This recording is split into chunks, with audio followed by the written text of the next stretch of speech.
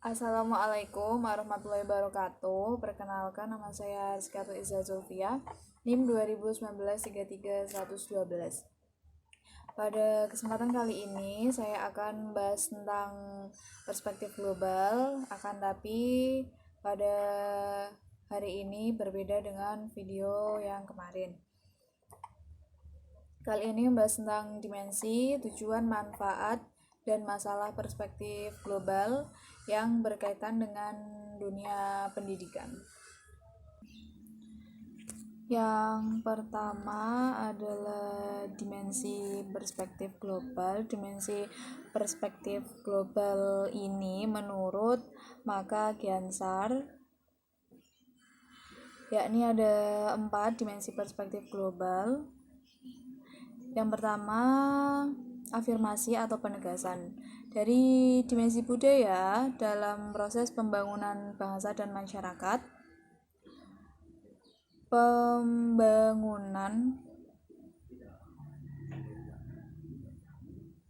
pengembangan suatu bangsa akan hampa jika tidak diilhami oleh kebudayaan bangsanya.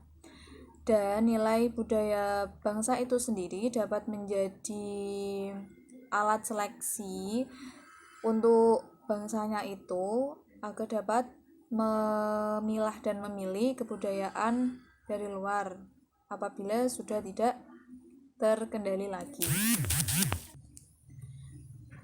Selanjutnya, dimensi yang kedua mereafirmasi dan mengembangkan identitas budaya, dan setiap kelompok manusia berhak diakui atas identitas budayanya. Dimensi yang ketiga, partisipasi, bahwa dalam pengembangan suatu bangsa dan negara, partisipasi dari masyarakat itu sendiri sangat diperlukan. Dimensi yang keempat, memajukan kerjasama antar budaya. Hal ini dimaksudkan agar ada saling mengisi, mengilhami, sehingga adanya kemajuan dan peningkatan antar budaya bangsa. Selanjutnya, manfaat dan kegunaan mempelajari perspektif global. Manfaat dan kegunaan ini ada 3. Yang pertama, ada 4. Yang pertama, meningkatkan wawasan dan kesadaran para guru serta siswa bahwa kita itu bukan hanya penghuni satu daerah, tapi kita tuh mempunyai ketergantungan dengan orang lain di belahan bumi yang lain.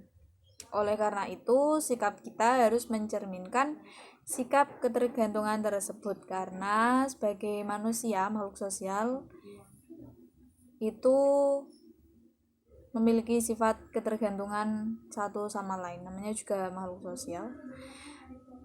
Selanjutnya, manfaat yang kedua, menambah dan memperluas pengetahuan kita tentang dunia, sehingga dapat mengikuti perkembangan dunia dalam berbagai aspek, terutamanya dalam perkembangan ilmu pengetahuan dan teknologi.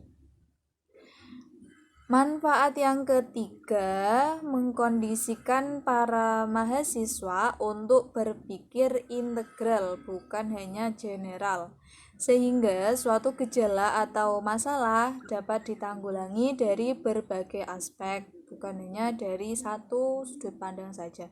Manfaat yang keempat, melatih kepekaan dan kepedulian mahasiswa terhadap perkembangan dunia dengan segala aspeknya. Selanjutnya adalah tujuan perspektif global. Tujuan ini menurut Merrifield tahun 1977. Beliau mengemukakan ada 3 tujuan perspektif global. Yang pertama, mendorong mahasiswa untuk mempelajari lebih banyak tentang materi dan masalah yang berkaitan dengan masalah global. Yang kedua, mendorong para guru untuk mempelajari masalah yang berkaitan dengan masalah lintas budaya. Yang ketiga, pengembangan dan memahami makna perspektif global baik dalam kehidupan sehari-hari maupun pengembangan profesinya.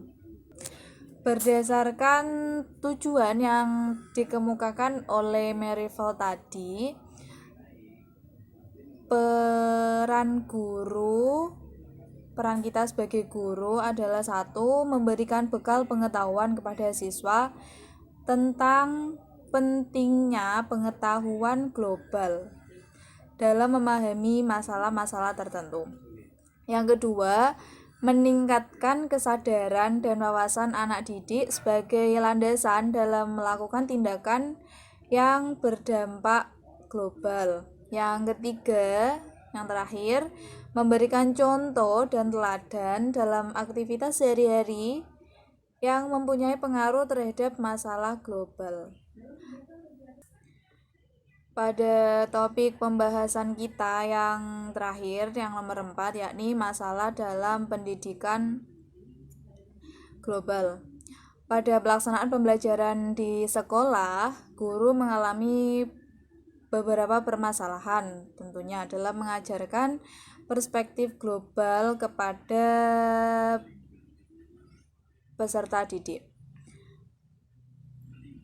Yang pertama, menurut kurikulum KTSP atau kurikulum 2006, dalam pembelajaran IPS, materinya itu belum membahas tentang masalah dunia, tetapi masih terbatas sampai tingkat provinsi, kecamatan, dan pada tingkat negara itu juga masih sedikit. Hal ini tentunya akan menyulitkan bagi guru itu sendiri untuk membicarakan dunia dengan peserta didik.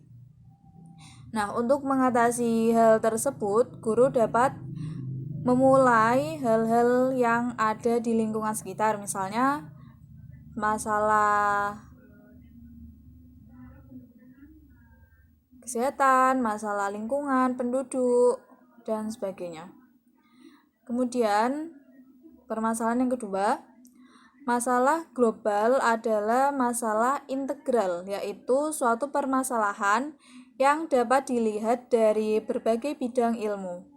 Sementara pada materi IPS di SD masih menitik beratkan pada materi bidang studi sejarah dan geografi. Masalah yang keempat, mata kuliah perspektif global ini tergolong baru. Para guru belum memiliki pengalaman cukup untuk mengajarkan materi perspektif global di SD.